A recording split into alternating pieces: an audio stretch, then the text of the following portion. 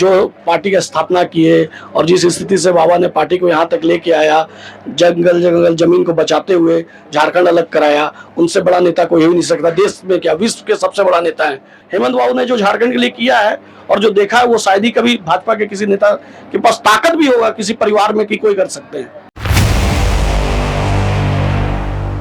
झारखंड में एक लंबे समय के बाद झारखंड की प्रमुख सत्ताधारी पार्टी झारखंड मुक्ति मोर्चा में बड़ा बदलाव देखने को मिल रहा है। इसको लेकर पार्टी के जो कार्यकर्ता हैं, नेता हैं, उनकी भावनाएं क्या कहती हैं, वो क्या कहना चाहते हैं, यही हम जानने की कोशिश करेंगे। मेरे साथ जेएमएम के कुछ कार्यकर्ता और नेता हैं। सबसे पहले रोशन जी, आप बताएंगे कि क्या आपको लगता है, जो ये कितना दिन से आप इंतजार कर रहे थे कि इस जगह पर हेमंत सोरेन पहुंचे और पार्टी को अपनी कमान पर पूरी तरह से लें? नहीं, हेमंत जी इस जगह पे पहुंचे, ये हर एक कार्यकर्ता का सपना है, हर एक नेता का सपना है कि हेमंत जी इस जगह पे रहें।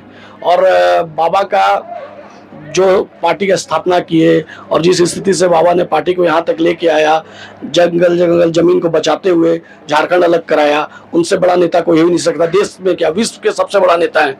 और उनको अब उनकी शारीरिक स्थिति को देखते हुए, सब कुछ को देखते हुए, उनको एक जगह संरक्षक हम लोग बना करके और हेमंत जी को अध्यक्ष के लिए हम लोग आगे कर रहे हैं कि हेमंत जी पार्टी का कमान संभाले।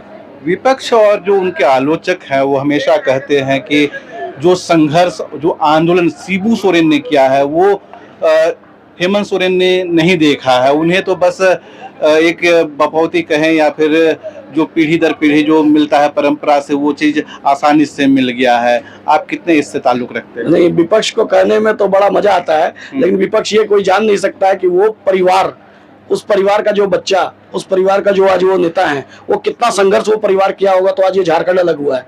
बोलने के लिए आप कुछ भी बोल सकते हैं। आपके घर में एक तकलीफ होगी तो आपके बच्चों पे भी तो वो तकलीफ पड़ेगी, तो वो आदमी के बारे में आप सोच नहीं सकते। विपक्ष को बोलने का काम है, वो परिवार पूरा एक तकलीफ को देखते हुए, तंज को झेलते हुए एक आंदोलन करके राज को लिया है।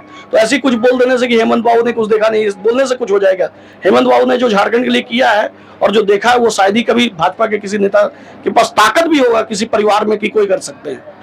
और शिबू सोरेन जो कि गुरुजी कहे जाते हैं, उनको अवकाश दिया जा रहा है, छुट्टी दिया जा रहा है, आराम दिया जा रहा है। आराम नहीं दिया जा रहा है। उनको हम लोग उनके मार्गदर्शन में ही सब कुछ चलेगा। ये गलत भावना है कि आराम दिया जा रहा है, उनके मार्गदर्शन में ही होगा। लेकिन कभी तो युवा पीढ़ी को आगे आना पड़ेगा, कमान संभालना पड़ेगा, इसलिए कमान संभाला जा रहा है और आराम नहीं दिया जा रहा। उन्हीं के दिशा निर्देश में पार्टी चलेगी।